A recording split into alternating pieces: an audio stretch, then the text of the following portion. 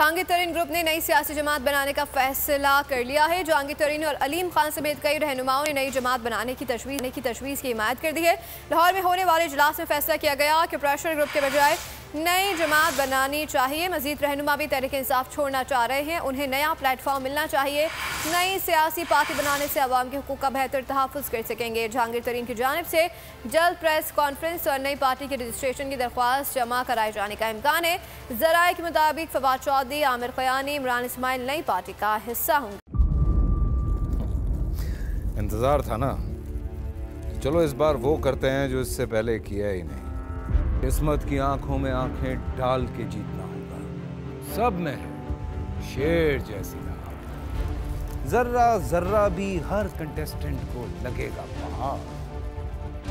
लड़खड़ाना नहीं है, खोल दो अपने पंख अगर आसमान छूना है। अबे लग रहा है ये सब पहले भी कहीं सुना है। एंटरटेनमेंट की गारंटी जनाब, क्योंकि यहाँ खेलोगे कूदोगे तो बनोगे नवाब। खुश रहो पाकिस्तान। खुश रहो पाकिस्तान बुध और जुमेरात शाम 7 बजे सिर्फ बोल एंटरटेनमेंट पर।